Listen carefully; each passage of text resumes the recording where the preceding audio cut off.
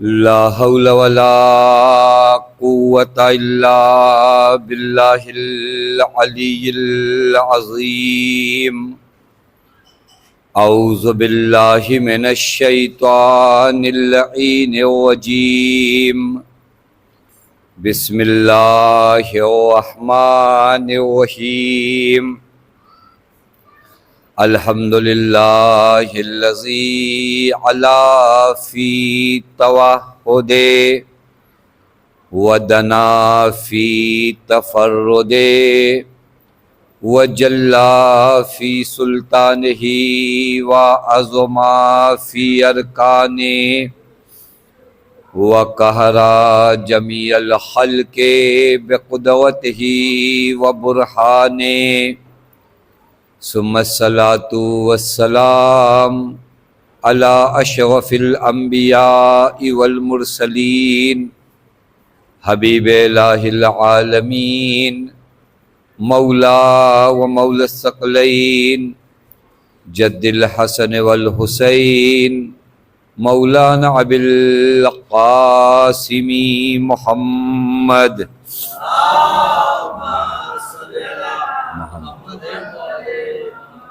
وعلى أهل بيته الطيبين الطاهرين المعصومين المظلومين المنتجبين لا سيما بقية الله في الأرضين واللعنة الدائمة الباقية العاجلة على أعدائهم ومنكري فضائلهم وغاصبي حقوقهم ومخربي شريعتهم أجمعين من الآن إلى يوم الدين. أما بعد فقد قال الله الحكيم في محكم كتابه بسم الله الرحمن الرحيم.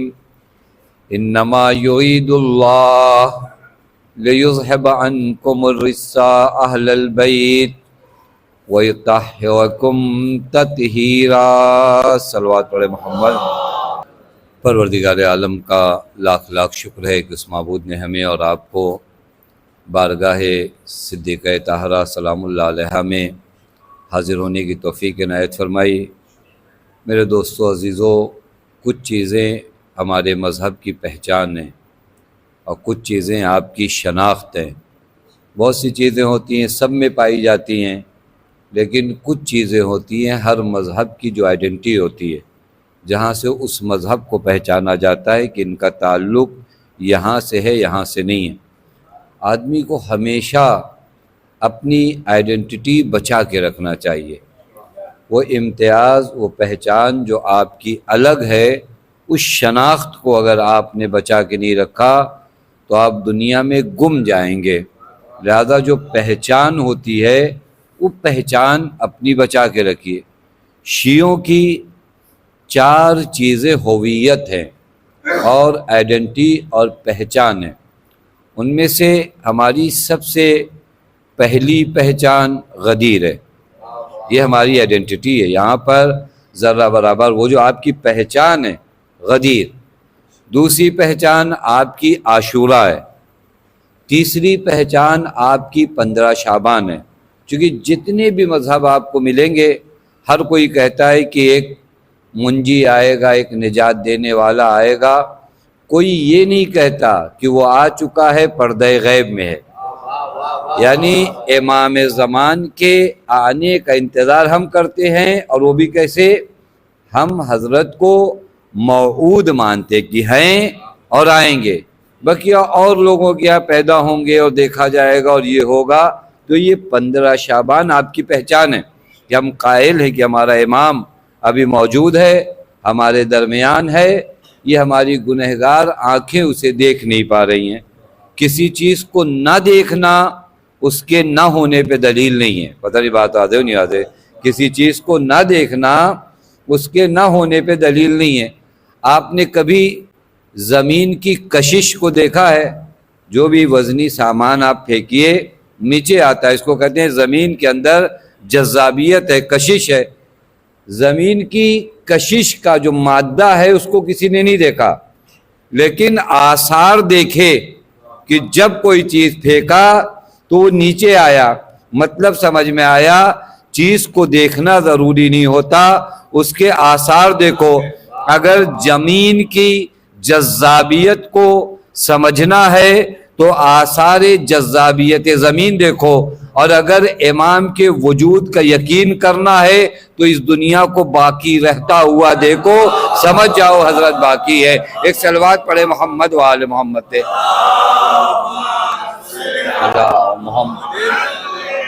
چونکہ یہ تمام عالم حضرت حق نے ہمارے جیسوں کے لیے نہیں خلق کیا ہے، یہ تمام عالم اسی ذات کے لیے خلق ہوا ہے۔ وَبِيُمْنِهِ رُزِقَ الْوَرَىٰ، اور انہی کے صدقے میں ہمیں اللہ تعالیٰ رزق دیتا ہے۔ بس ہماری پہچان کیا ہوئی؟ غدیر۔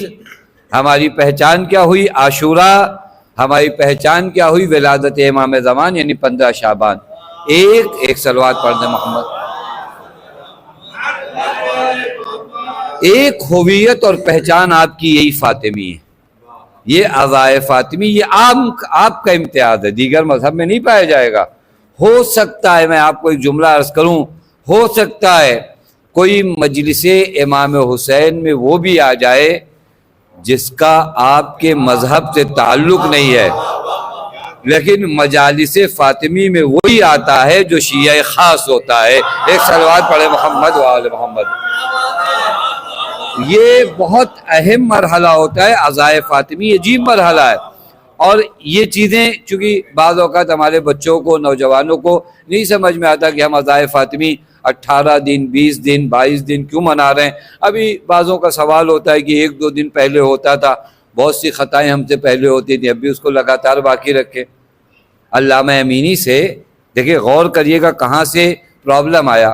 علامہ امینی سے کسی نے کہا کہ آغا یہ عاشور کو آپ لوگ باہر کیوں نکل آتے ہیں سڑکوں پر، روڈ پر؟ اپنے امام باڑے میں کیا کریے، اپنے گھروں میں کیا کریے۔ یہ دیکھا جلوس کتنی شدت کے ساتھ نکلتا ہے۔ کہا آغا یہ سڑک پر نکلنے کی کیا ضرورت ہے؟ بڑا عجیب جملہ فرمایا، کہا غدیر ہم نے گھر میں منایا، تم نے انکار کر دیا۔ پتہ نہیں بات آدھے نہیں۔ غدیر ہم نے گھر میں منایا، تم نے انکار کر دیا۔ عاشورہ ہم نے گھر میں نہیں منایا، لہذا کسی کی مجال نہ ہوئی جو یہ کہہ دیتا کہ یزید نے حسین کو قتل نہیں کیا ہے۔ یہ مرحلہ اور یہی حال عزائے فاطمی میں ہوا۔ ہم نے عزائے فاطمی کو جیسے برگزار کرنا چاہیے تھا، خدا کی قسم ویسے برگزار نہیں کیا، چونکہ صدیقہ طاہرہ کا نام جتنا لوگوں تک پہنچے گا، جتنا لوگوں کے درمیان یہ تاریخ پہنچے گی کہ بعد از شہادت رسول اکرم کیا ہوا، بعد از شہادت رسول اکرم رسول کی اکلوتی بیٹی مسجد میں کیوں گئی، خطبہ کیوں دیا، یہ تاریخ بیان کرنے کی ضرورت ہے۔ میں ایک روایت فقط عرض کروں اور تیزی سے یہاں گزروں چونکہ میرا موضوع کچھ اور ہے۔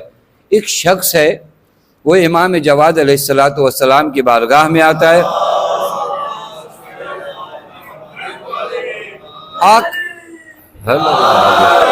حضرت سے آ کر ایک سوال کرتا ہے۔ مسئلے کو سمجھیے گا تاکہ سمجھ میں آئے کہ 18-20 دن تک عزائے فاطمی کیوں ہوتی ہے، کیونکہ اس طرح کے ذہن اور سوالات لوگوں کے ذہنوں میں آتے ہیں۔ میں عرض کر دوں، امام جواد کی بارگاہ میں یہ شخص آیا اور آنے کے بعد اس نے کہا مولا میں مکے جاتا ہوں، اور جب میں مکے جاتا ہوں تو بعض اوقات آپ کی نیابت میں، پیغمبر کی نیابت میں اور دیگر معصومین کی نیابت میں طواف کرتا ہوں۔ دیکھیے یہ بھی آپ لوگ بھی نوجوان بچے ہیں، ذہن میں رکھیے کہ جب بھی زیارت عاشوراء پڑھیے، جب بھی کربلا جائیے، نجف جائیے، ہر جگہ ائمہ کے ہمراہ زیارت کریے۔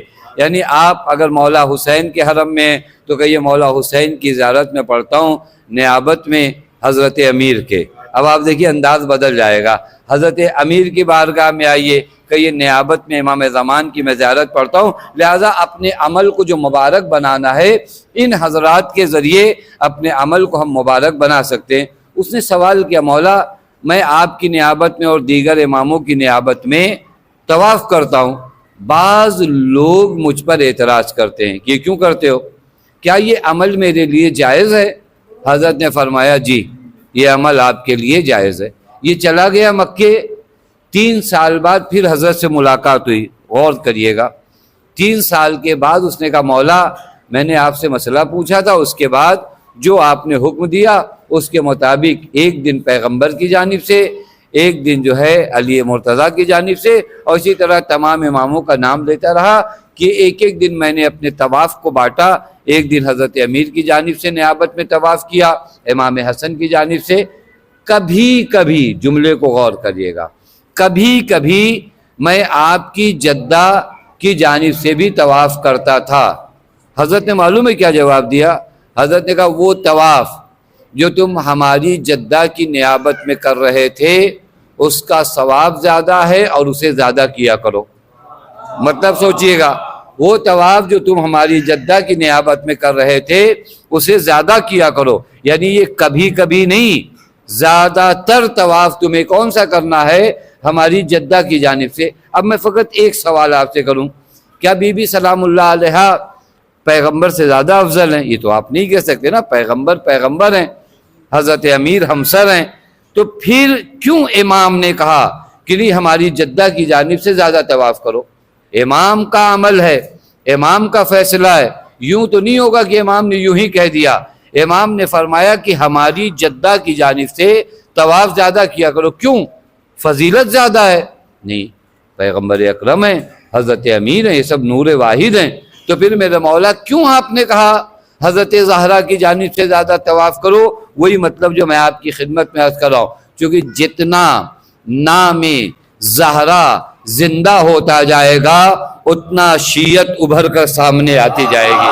توجہ فرما رہے, نام زہرا کو عام کرو, خدا کی قسم عام کرو, اس نام کو عام کرو. مظلومیت بی بی دو عالم کو عام کرو. شہادت صدیقہ, یہ 18 اور 20 دن کچھ بھی نہیں ہے, یہ 18 اور 20 دن کچھ بھی نہیں ہے.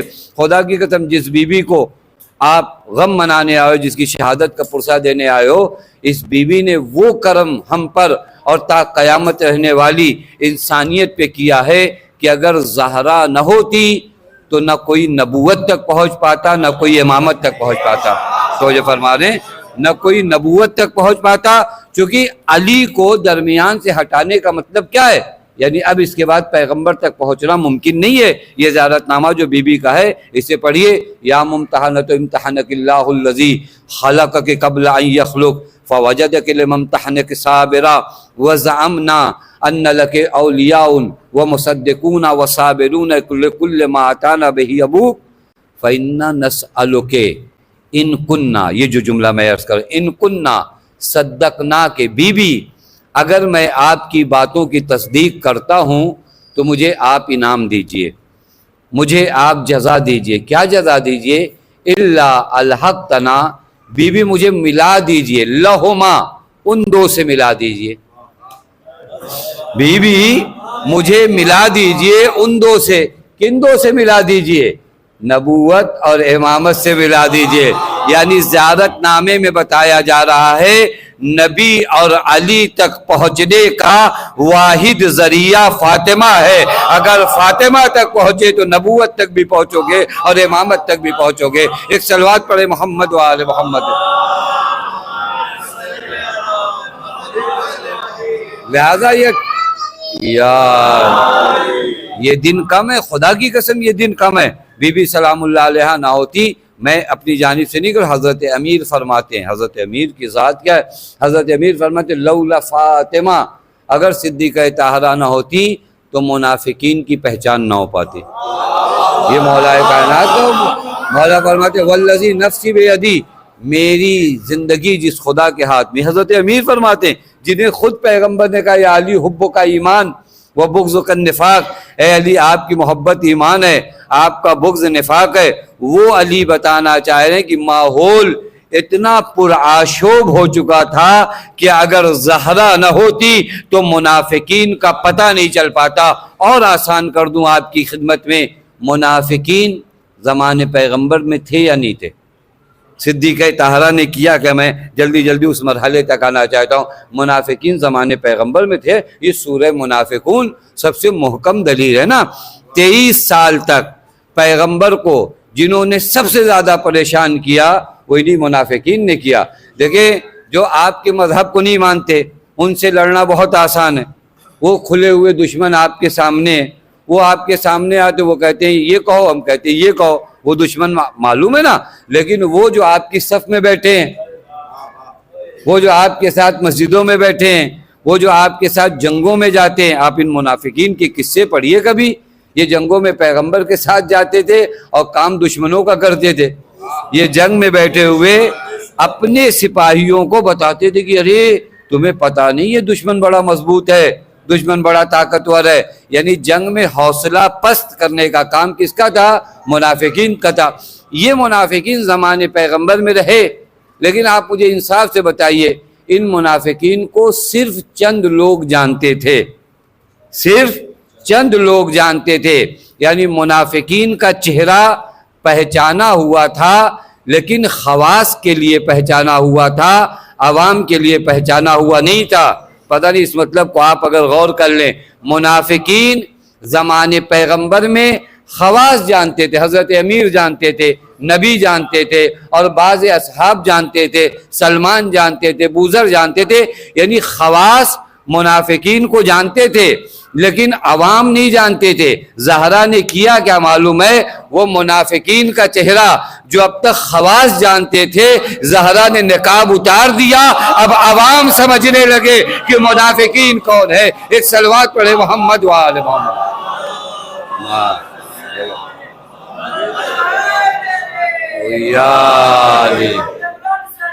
اللہم صلی علی محمد. بی بی نے ان کے چہرے کو برملا کر دیا. اب نہیں چھپ سکتا کوئی، اب نہیں چھپ سکتا کوئی. اور کوئی راستہ بی بی سلام اللہ علیہ نے اتمام حجت کے لیے باقی نہیں رکھا. اس میں سے سب سے بہترین وہی خطبہ فدقیہ ہے. آپ کبھی غور کریے، مجھ سے کہا گیا اور میں نے کل بھی آپ کو ایک اشارہ کیا کہ خطبہ فدقیہ کے ساتھ واقعاً جو رویہ ہمارا ہونا چاہیے، جو طریقہ ہمارا ہونا چاہیے، ہم نے خطبہ فدقیہ کو اتنے غور سے نہیں پڑھا. زندگی ختم ہو جاتی ہے. کوئی ایک مرتبہ مجھ سے سوال کرے کہ مول صاحب آپ نے خطبہ فدقیہ ایک مرتبہ پوری زندگی میں پڑھا یا نہیں پڑھا؟ یہ خطبہ بہت آسان نہیں ہے. یہ خطبہ بی بی سلام اللہ علیہ نے اس وقت دیا ہے جب تسلیاں ڈوب چکی ہیں. یہ خطبہ بی بی سلام اللہ علیہ نے اس وقت دیا ہے جب ظالم اپنی تمام طاقت کے سامنے موجود تھا. اس وقت صدیقہ طاہرہ نے یہ خطبہ فدقیہ دیا. اور ایسے ایسے کلمات میں نے کل بہت تفصیل سے آپ کی خدمت میں عرض کیا کہ خطبہ فدقیہ میں اگر فدق لینا ہوتا تو پورا موضوع فدق ہوتا، لیکن ہم خطبہ فدقیہ میں دیکھتے ہیں بات توحید کی ہوئی ہے، بات نبوت کی ہوئی ہے، بات امامت کی ہوئی ہے، بات منافقین کی ہوئی ہے، بات علی کی شجاعت کی ہوئی ہے، بات علی کی بہادری کی ہوئی ہے. بیچ میں فدق بھی ہے، بیچ میں فدق بھی ہے. یعنی اسی خطبے کو اگر کوئی پڑھے نا تو سمجھ جائے گا زہرا فدق لینے نہیں آئی تھی، زہرا علی کا حق لینے آئی تھی. ایک صلوات پڑھے محمد و آل محمد.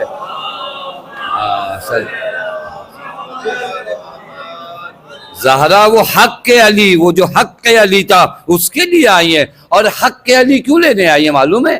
اس لیے نہیں کہ علی کو ضرورت ہے، اس لیے نہیں کہ علی کو ضرورت ہے. یاد رکھیے گا، علی آپ کے امام بنے، علی محتاج نہیں ہے. علی کی امامت تو اس وقت سے شروع ہے جب آپ کا وجود بھی نہیں تھا. توجہ فرما رہے ہیں؟ نہیں، علی کی امامت کب سے شروع ہے؟ پیغمبر نے کیا فرمایا؟ جب آدم آب و گل کے درمیان تھے تو میں نبی تھا، اور جب پیغمبر نبی تھے تو علی اسی نور کا تو حصہ تھا. پتہ نہیں بات واضح نہیں واضح؟ تو علی محتاج نہیں کہ آپ کا امام بنے. در حقیقت بی بی یہ جانتی ہیں کہ اگر غدیر صحیح سے نہیں پہنچا تو پھر دین نہیں سمجھ میں آئے گا. دین میں سب کچھ رہے گا. دیکھیں ہمارے بدن کے اندر سب کچھ ہو، روح نکال لیجئے آپ.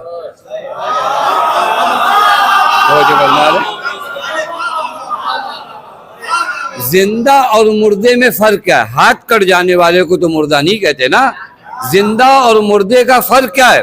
زندہ اور مردہ اگر دونوں سوئے رہیں تو آپ فرق لگا سکتے ہیں کہ نہیں. زندہ مردہ اس کے بھی ہاتھ پر ویسے ہی، وہی زبان، وہی آنکھیں، وہی ہاتھ. یہی تو فرق ہے نا. مردے کے پاس ہاتھ موجود ہے، مردے کے پاس آنکھ موجود ہے، مردے کے پاس زبان موجود ہے، مردے کے پاس کان موجود ہے، سب کچھ موجود ہے لیکن کچھ کام نہیں کر رہا ہے. تدری بات نہیں، سب کچھ موجود ہے کچھ کام نہیں کر رہا ہے. کہا کیوں؟ یہ کان تو اب تک کام کر رہا تھا. کہا آپ کو پتہ نہیں ہے یہ سب اعضاء ہیں، کام روح کی وجہ سے کرتے ہیں. اگر روح نکال لیا جائے تو آنکھیں تو رہتی ہیں دیکھتی نہیں، زبان تو رہتی ہے بولتی نہیں، کان تو رہتا ہے سنتا نہیں. اب سمجھ میں آیا ولایت دین میں اسی روح کا نام ہے. اگر ہوگی تو نماز بھی اپنا کام کرے گی، روزہ بھی اپنا کام کرے گا اور حج بھی اپنا کام کرے گا. تو جو فرما رہے اس روح کو نکال دیجئے. نماز رہ گئی، مردہ نماز کیا کام کی، مردہ روزہ کیا کام کا، مردہ زکوٰۃ کیا کام کا. چونکہ روح، میں اپنی جانب سے نہیں کہہ رہا ہوں، روح کا نام ولایت ہے. یہ ولایت ہے اعمال میں تو اعمال اوپر جاتے ہیں، یہ ولایت نہیں ہے تو اعمال اوپر نہیں جاتے. یہیں تک مجھے آپ کو لانا تھا خطبہ فدقیہ کے وہ کلمات سنانے کے لیے جہاں بی بی نے ہر عبادت کا تقریباً ریزن بتایا کہ اللہ نے ایمان کو کیوں واجب کیا، اللہ نے نماز کو کیوں واجب کیا، اللہ نے روزے کو کیوں واجب کیا، اللہ نے حج کیوں. میں نے عرض کیا نا نام خطبہ فدقیہ ہے لیکن پورا دین کا ایک سلیبس ہے، پورا دین کا ایک نصاب ہے کہ اگر دین کو سمجھنا ہے تو اس خطبہ فدقیہ کو پڑھیے. اب وہاں پر بی بی سلام اللہ علیہ نے جو کلمات کہے، میں نے اس کے 2-3 دنوں میں تو پورے خطبات نہیں ہو سکتے، لہذا میں آپ کے لیے عناوین چن رہا تھا کہ خطبہ فدقیہ کے کون سے مرحلے آپ کی خدمت میں بیان کیا جائے. ایک خطبہ فدقیہ میں یہی جو بی بی سلام اللہ علیہ نے بیان کیا کہ اللہ نے نماز کیوں واجب کیا، اللہ نے روزہ کیوں واجب کیا. دیکھیے ریزن سمجھ میں آنا چاہیے نا ہم کو. اللہ نے اگر نماز میں اپنی طرف سے گڑھوں تو اس کا تو کوئی معنی نہیں ہے. ہم لوگ کبھی کہتے ہیں اللہ نے نماز اس لیے واجب کیا کہ صبح 2 رکعت میں ورزش ہو جائے، یہ تو ہماری اپنی گڑھی ہوئی بات ہے نا. اللہ نے روزہ اس وجہ سے واجب کیا کہ فلاں بیماری. یہ ریزن ہم جو بتاتے ہیں وہ ہماری عقلوں کا کھیل ہے. حکمت الہیہ تک عقل نہیں پہنچتی، معصوم پہنچاتا ہے. پتہ نہیں بات آ رہی، حکمت الہیہ تک، فلسفہ احکام تک آپ نہیں پہنچو گے، وہ آپ کے دائرہ عقل میں آتا ہی نہیں. بلکہ فلسفہ اور ریزن کون بتائے گا؟ معصوم بتائے گا. اب یہاں پر جلدی میں 20 احکام کے ریزن بی بی نے بتائے. اگر 20 دنوں تک پڑھا جائے تو ہر حکم کا ایک ریزن ہے.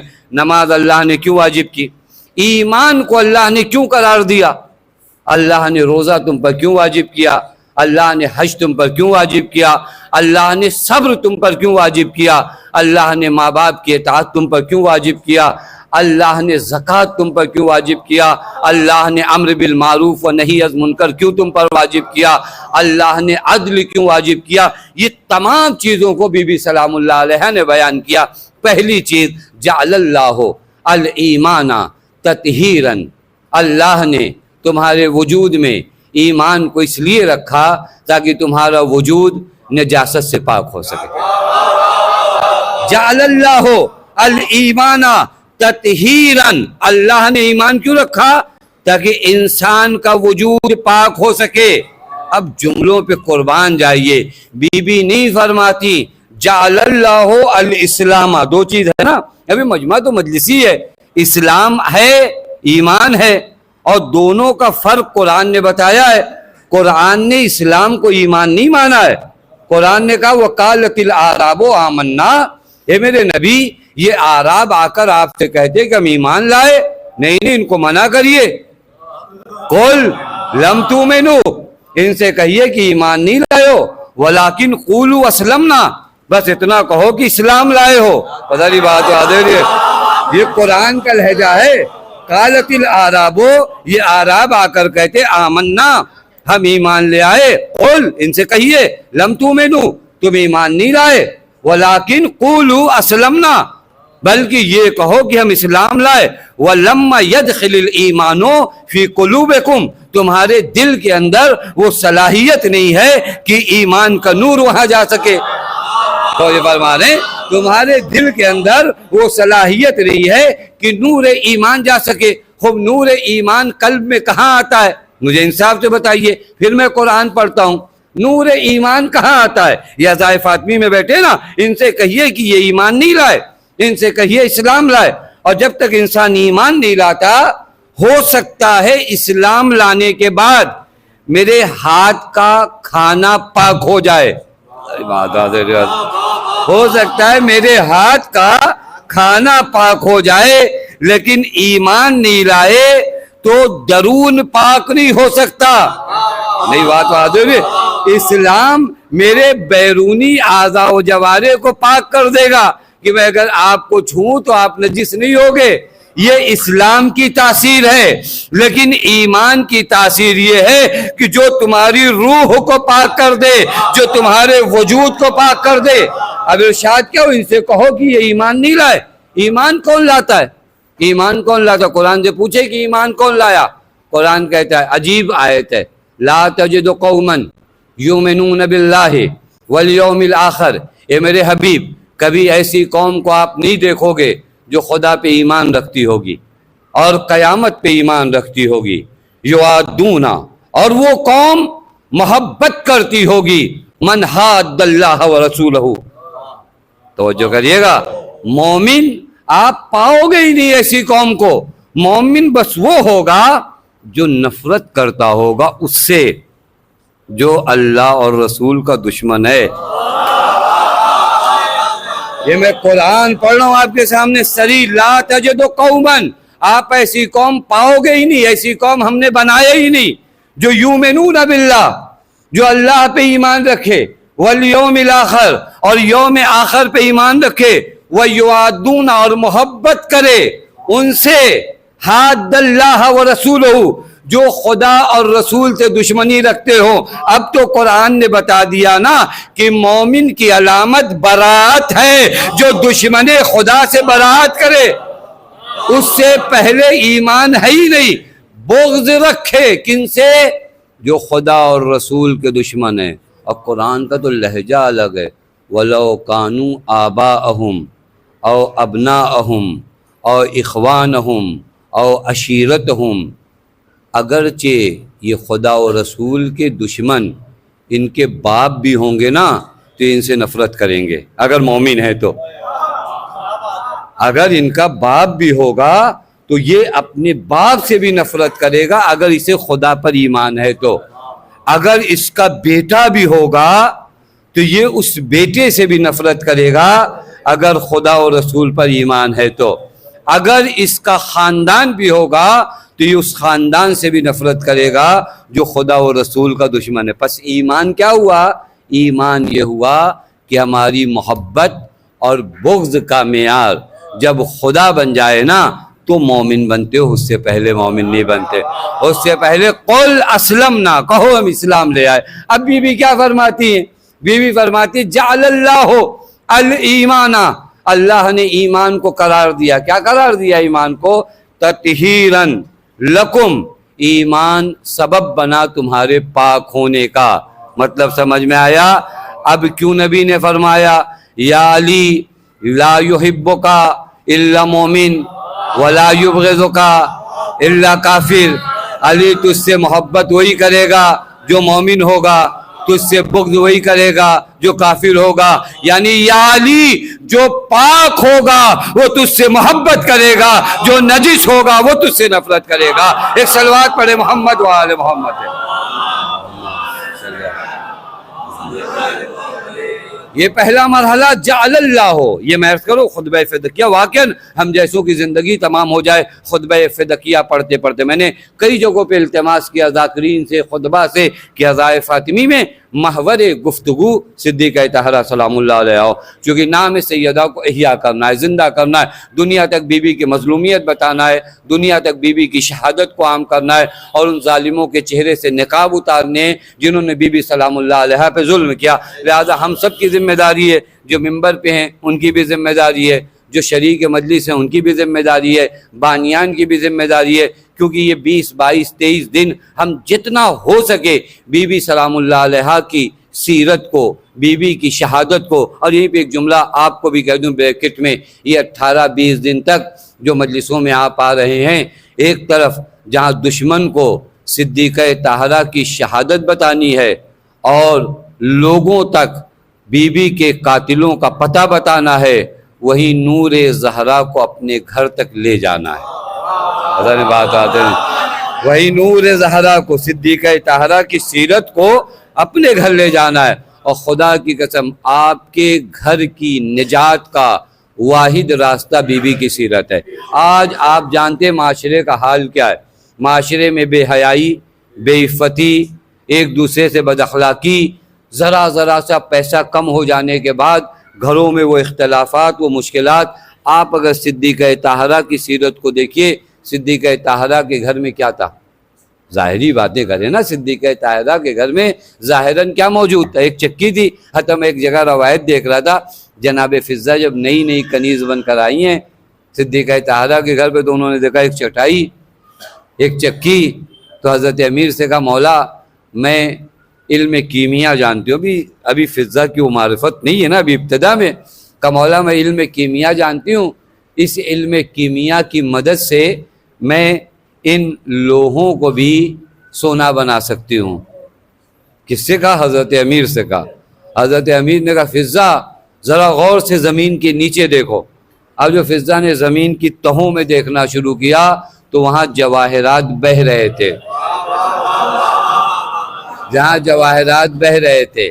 حضرت امیر نے ان سے کہا فضہ ہم یہاں پر ان جمادات کو سونا بنانے نہیں آئے ہیں، ان انسانوں میں سے کسی کو فضہ بنانے آئے ہیں، کسی کو سلمان بنانے آئے ہیں۔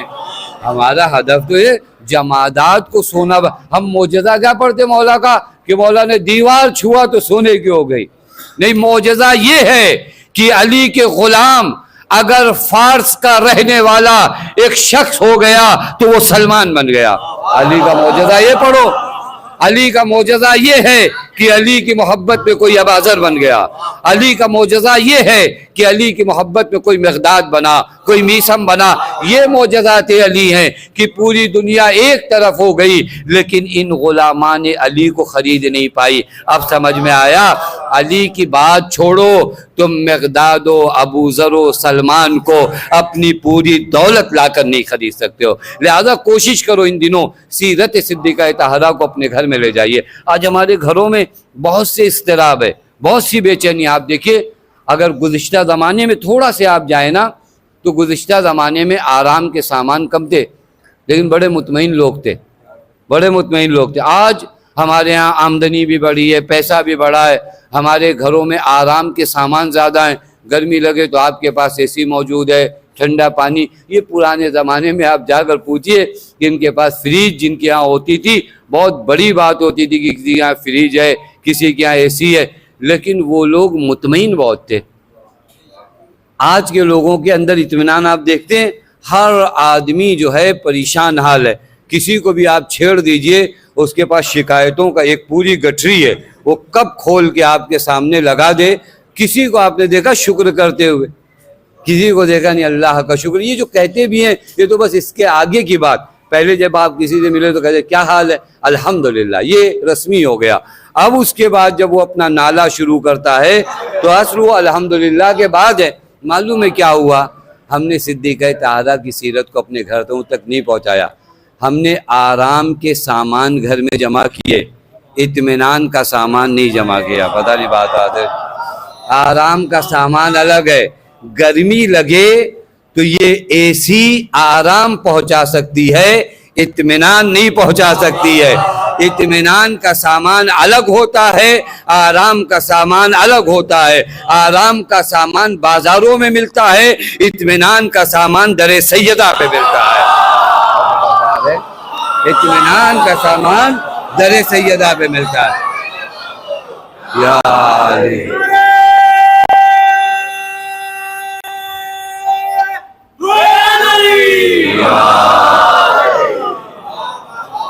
کئی بازار میں آپ کو اطمینان کا سامان نہیں ملے گا۔ آپ کو کپڑا دھونا ہے، وہ واشنگ مشین اطمینان کا سامان نہیں، آرام کا سامان ہے۔ آسائش اور آرامش، اطمینان آرام، ان دونوں میں فرق کریے۔ آپ کی گاڑی آپ کو آرام دے سکتی ہے، اطمینان نہیں دے سکتی۔ اور آسان کروں، اطمینان فقط ایک جگہ ملتی، الا بذکر اللہ تطمئن القلوب۔ یہ قرآن کہہ رہا ہے نا، صرف یاد الہی ہے جو تمہارے دل کو اطمینان دیتی ہے، اور زہرا کے گھر میں یہی یاد الہی آپ کو ملے گی۔ کبھی چکیاں چلاتے وقت یاد الہی ہے تو کبھی بچی کو لوری دیتے وقت یاد الہی ہے، ہر مرحلے پر یاد الہی ہے۔ اس سیرت بی بی دو عالم کو اپنے گھر میں لے جاؤ، اس غربت میں آپ اطمینان کے ساتھ رہو گے۔ آپ ہمارے پرابلم بہت زیادہ فقر کے نہیں، آپ مجھے انصاف سے بتائیے، اگر فقیری طلاق کا زیادہ سبب تھا تو 50 سال پہلے زیادہ طلاق ہونا چاہیے نا۔ توجہ فرما رہے ہیں؟ یہ جو کبھی کبھار قوم میں آ کر تحلیل کی جاتی ہے کہ نہیں اب کمائی نہیں ہے اور یہ نہیں ہے، تو اگر یہ فقر اور نہ ہونا، سامان کا نہ ہونا، پیسے کا نہ ہونا، اگر قوم میں طلاق کا سبب زیادہ ہے تو 50 سال پہلے طلاق زیادہ ہونا چاہیے۔ 50 سال پہلے آپ طلاق سنتے نہیں تھے، پتہ نہیں بات واضح ہے۔ 50 سال پہلے لفظ طلاق ہماری قوم میں سنا نہیں جاتا تھا کہ طلاق ہو گیا۔ آج کیوں طلاق ہو رہے ہیں؟ پیسے کی کمی کی وجہ سے طلاق نہیں ہو رہے ہیں، در حقیقت اطمینان کی کمی کی وجہ سے طلاق ہو رہے ہیں۔ ہم در سیدہ سے دور ہوتے جا رہے ہیں، ہمارے گھروں میں وہ دولت نہیں ہے، حیا کی دولت، عفت کی دولت، احترام کی دولت۔ آپ آ کر بی بی، میں واقعی میرا موضوع نہیں وغیرہ میں یہاں رکتا اور آپ کو بتاتا کہ کس طرح آپ کنیکٹ ہوئیے شہزادی سلام اللہ علیہ کے گھر سے، کیسے آپ قریب جائیے بی بی سلام اللہ علیہ کے گھر میں۔ دیکھیے جب بیٹے کو لوری دیتی ہیں تو بی بی کیا فرماتی؟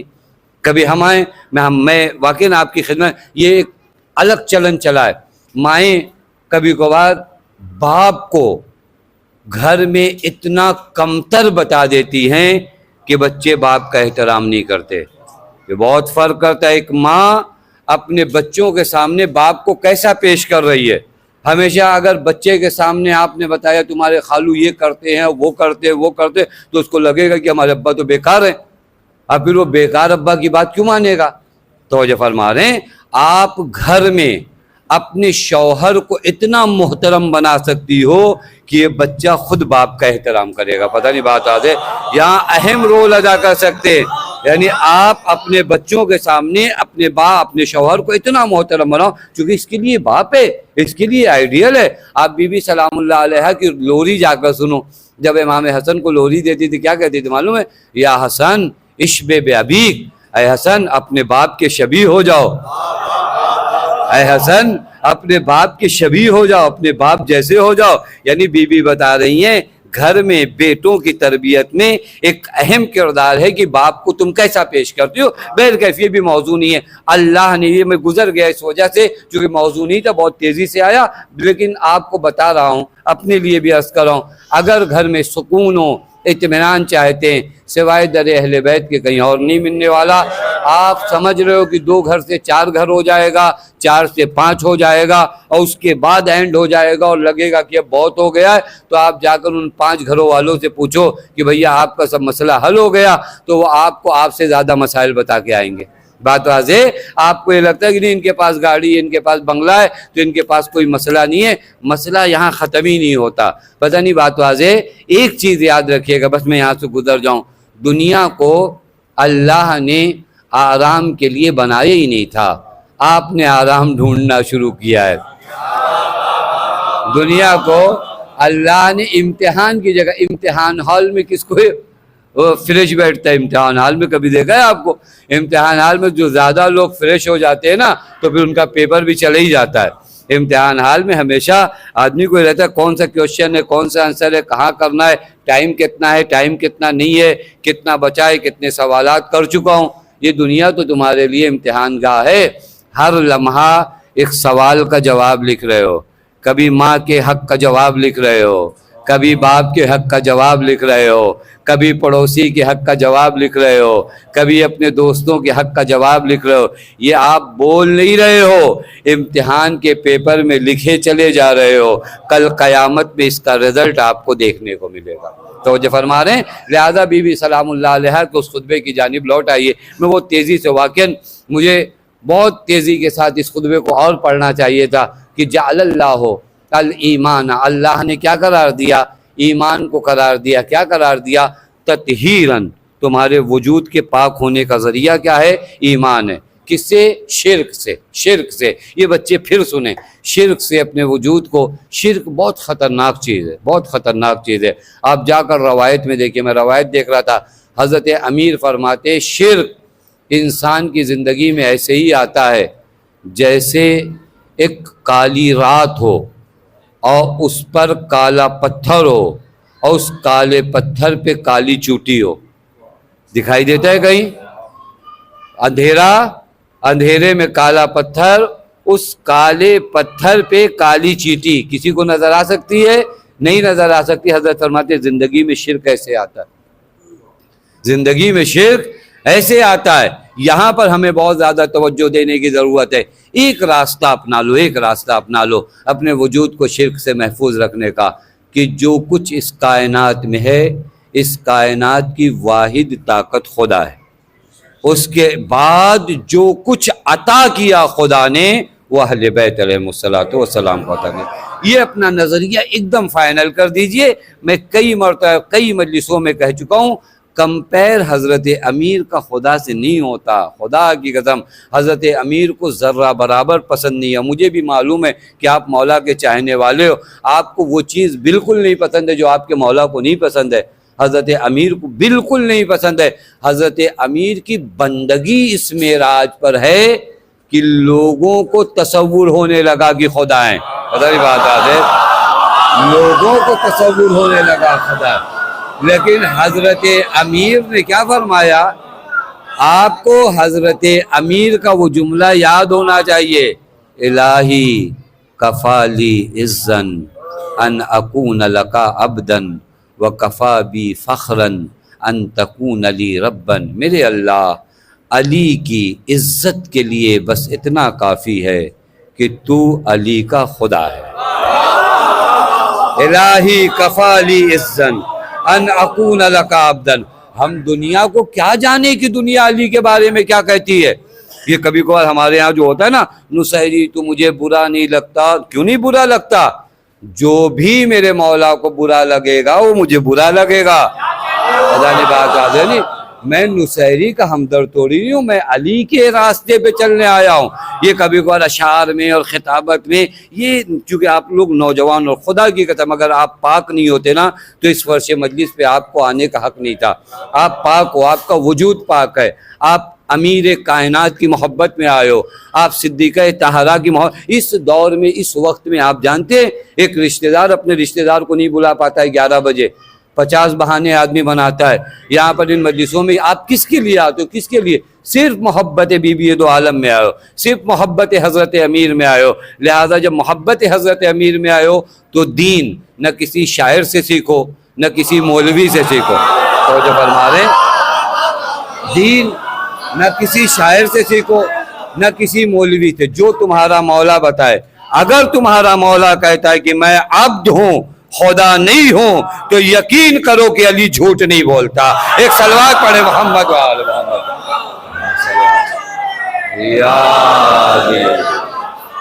یہ آپ کے وہ ایریا ہونا چاہیے جہاں پر آپ کو بہت ضروری ہے دھیان دینے کی کوشش ضرور کریے، کیونکہ اس سے بدنام کرنے کی کوشش کی جاتی ہے. ہم سے زیادہ توحید کون جانتا ہے؟ علی سے زیادہ توحید کس نے بیان کیا؟ جا کر آپ پورا نہج البلاغہ پڑھو. کائنات میں مجال نہیں ہے توحید کے بارے میں جو کلمات میرے مولا نے ادا کیے کسی کی زبان سے توحید کے بارے میں ایسے کلمات نکل جائیں. لہذا حضرت امیر نے کیا کہا؟ توحید کے بارے میں جو معرکہ حضرت امیر نے طے کیا وہ کسی نے طے نہیں کیا. یہ ایک مرحلہ ہے جہاں بی بی فرماتی ہیں اللہ نے اپنے ایمان کو، تمہارے لیے ایمان کس لیے مقرر کیا؟ تاکہ تمہارے وجود کو شرک سے محفوظ کیا جائے. پھر بی بی فرماتی والصلاۃ، اللہ نے نماز کو تمہارے اوپر واجب کیا. یہ دیکھیں میں عرض کروں خدا کی قسم آپ کو نہیں ملے گا. یہ پتہ نہیں کیا ہماری بدبختی ہے کہ ہمارے پاس یہ خزانے موجود ہیں اور اس کے بعد ہم ان خزانوں کی جانب دھیان نہیں دیتے. آخر آپ مجھے انصاف سے بتائیے، میں 1.5 گھنٹہ لفاظی کروں، 1.5 گھنٹہ اردو کی باتیں کروں، یہ اردو کا کلاس تو نہیں ہو رہا ہے.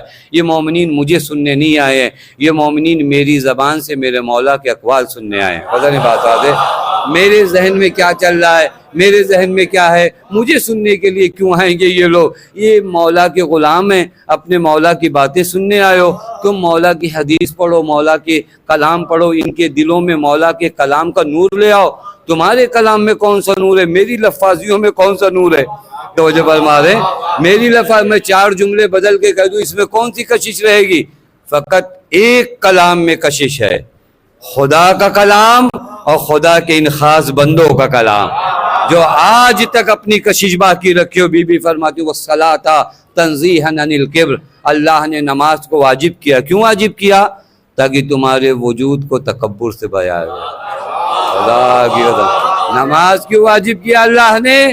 تاکہ تمہارے وجود کو تکبر سے بچایا جا سکے۔ معلوم ہے راہ بندگی میں سب سے بری بیماری جو آپ کو لگ سکتی ہے وہ تکبر کی بیماری لگ سکتی ہے، اور اگر تکبر کی بیماری لگ گئی، انا خیر منہ کا نعرہ سنا ہے نا، میں آدم سے بہتر ہوں، تو جہاں انا خیر منہ آیا نا تو خدا نے 6000 سال کی عبادت بھی نہیں دیکھی۔ بات ہے، شیطان سے زیادہ ہم میں سے کسی نے عبادت نہیں کیا ہے اور کر بھی نہیں سکتے 6000 سال۔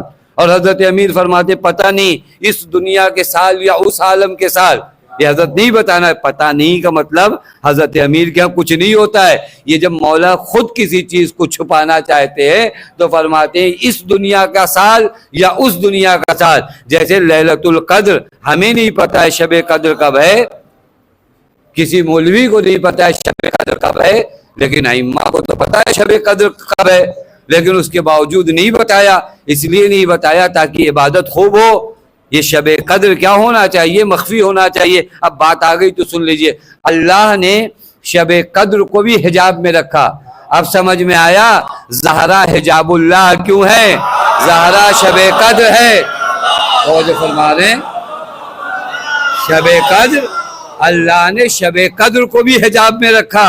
اب لوگوں کو سمجھ میں آتا ہے بتا دینا چاہیے، بتا دینا چاہیے، بھائی دیکھو تو شب قدر ہے کون؟ فاطمہ ہیا لیلۃ القدر، معصوم کے کلام ہے، فاطمہ شب قدر ہے۔ تو جس طرح فاطمہ حجاب عالم میں ہے اسی طرح شب قدر ہے۔ اب بات آ گئی تو سن لیجئے، جس طرح شب قدر میں تمہاری تقدیر معین ہوتی ہے اسی طرح زہرا کے ہاتھوں سے تمہاری جنت معین ہوگی۔ تو جو فرما رہے ید زہرا میں ہے تقدیر تمہاری، یہ شب قدر جو آتی ہے اس دنیا کی تقدیر معین کرتی ہے، وہ شب قدر جو ہے وہ اس دنیا کی، اس عالم آخرت کی تمام زندگی کی تقدیر کو زہرا مرضیہ معین کرتی ہے۔ تو جو فرما رہے بس فرمایا والصلاۃ تنزیہا عن الکبر، اللہ نے نماز کو کیوں واجب کیا؟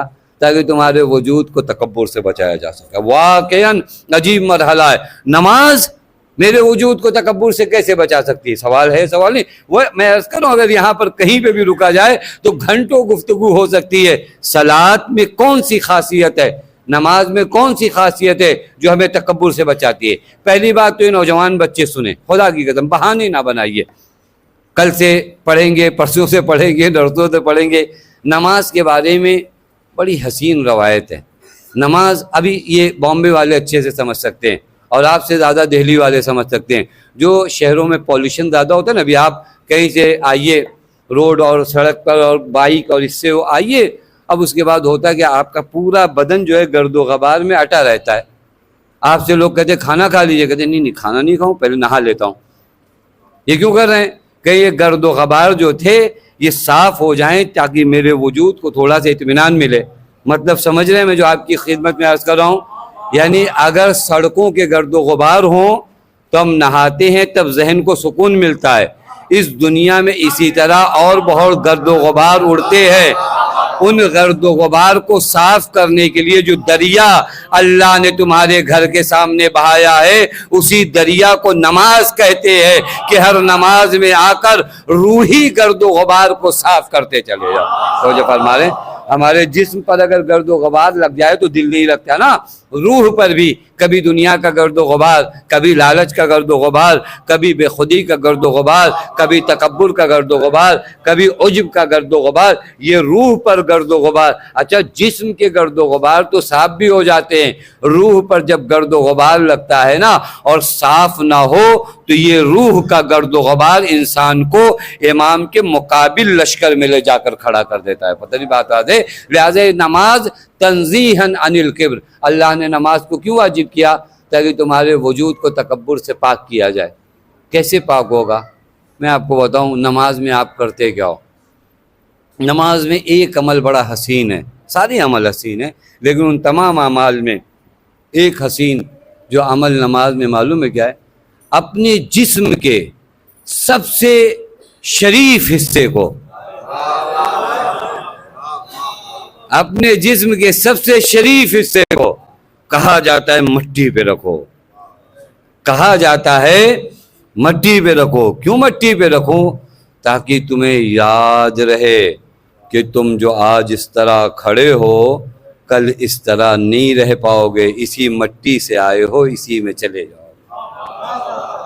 یہ واقعاً انسان کو یہ سجدہ کیا یاد دلاتا ہے؟ اچھا ملائکہ سے جو سجدہ کرائے گا تو یہ تو نا تواضع تھا، انکساری تھی کہ ولی خدا کے سامنے کیا کرو؟ تواضع کرو.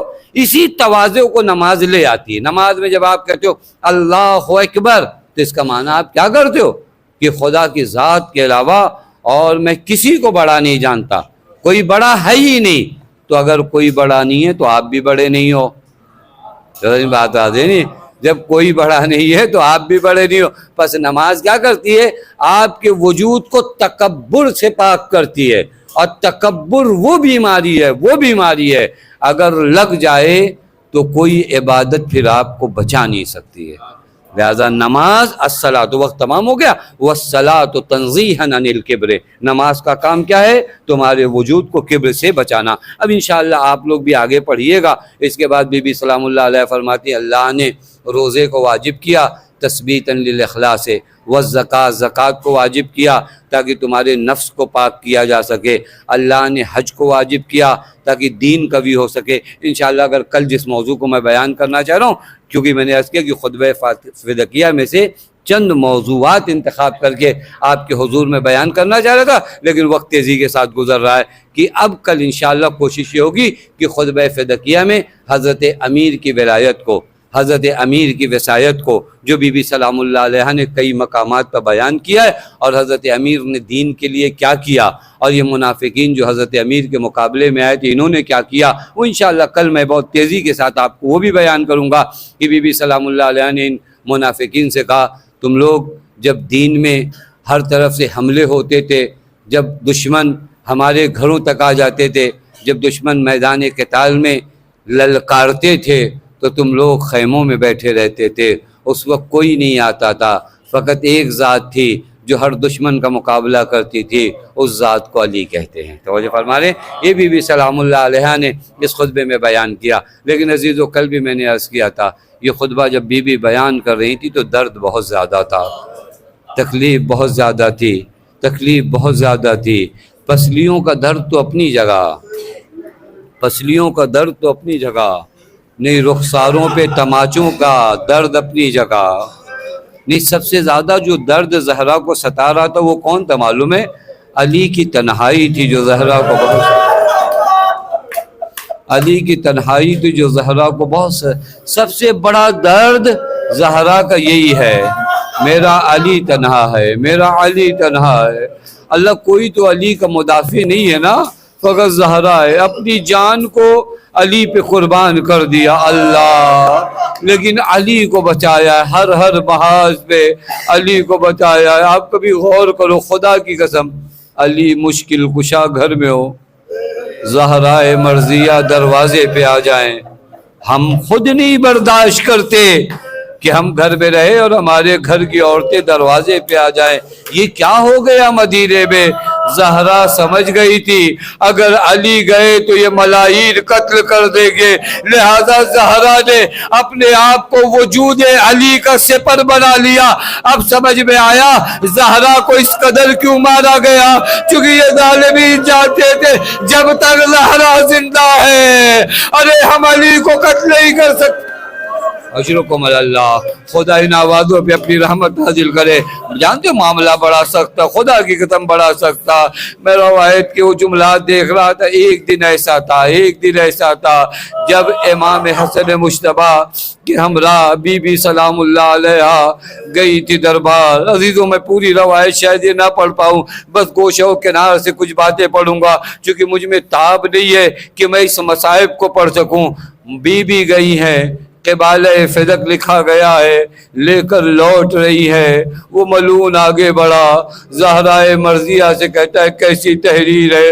بی بی 2 قدم پیچھے ہٹی ہے، مدینے کی گلی ہے، بی بی سلام اللہ علیہ ہے۔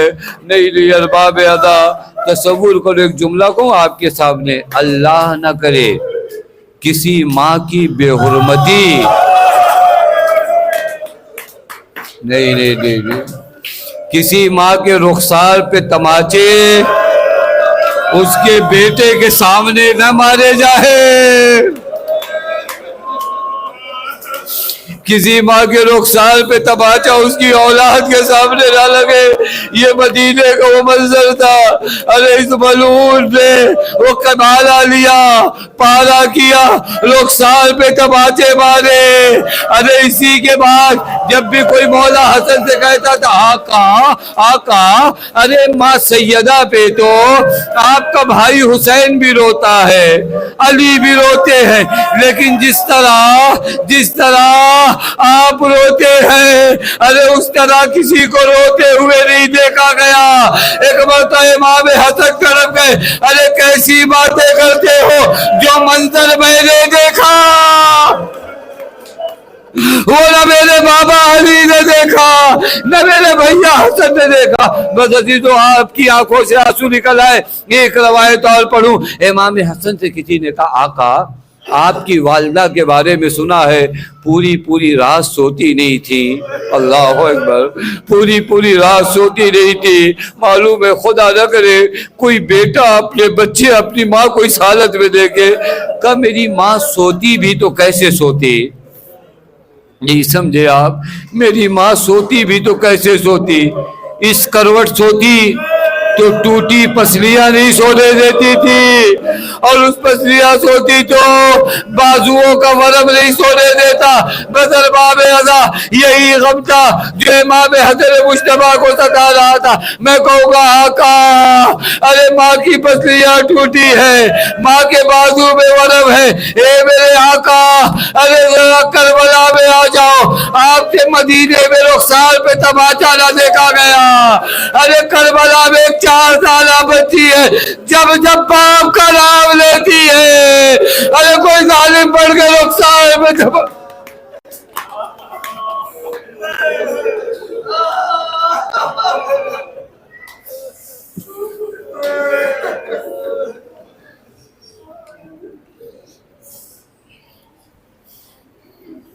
وَسَيَعْلَمُ الَّذِينَ ظَلَمُوا أَيَّ مُنْقَلِبٍ يَنْقَلِبُونَ إِنَّا لِلَّهِ وَإِنَّا إِلَيْهِ رَاجِعُونَ رضاً بقضائه وتسلیما لأمره۔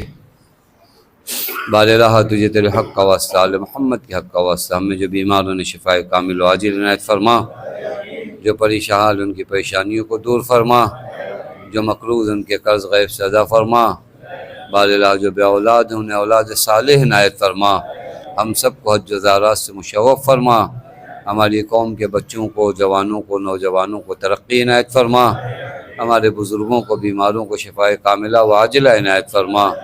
بار راہ تجھے تیرے حق کا واسطہ، آل محمد کے حق کا واسطہ، ہمیں زیادہ سے زیادہ عزاداری صدیقہ طاہرہ کرنے کی توفیق عنایت فرما۔ بار راہ تجھے تیرے حق کا واسطہ، آل محمد کے حق کا واسطہ، معبود تجھے بی بی صدیقہ طاہرہ سلام اللہ علیہ کا واسطہ، وارث عدل و انصاف امام زمان کے ظہور میں تعجیل فرما، ہمیں ان کے اعوان و انصار میں شمار فرما۔ 1 مرتبہ سورہ حمد، 3 مرتبہ سورہ توحید کی تلاوت فرما کے مرحومہ ام فروہ بنت سید توقیر حسین، مرحوم سید محمد محسن ابن سید محمد احسان، مرحومہ صفدری بیگم بنت محمد وکیل، مرحومہ ام حبیبہ بنت اظہار حسین، مرحوم توقیر حسین ابن شبیر حسین، مرحوم سید محمد وکیل اعظمی ابن سید علی نقی، مرحومہ فخر النساء بیگم بنت محسن رضا، مرحوم سید جاوید رضا ابن علی اطہر و جملہ مومنین و مومنات کی ارواح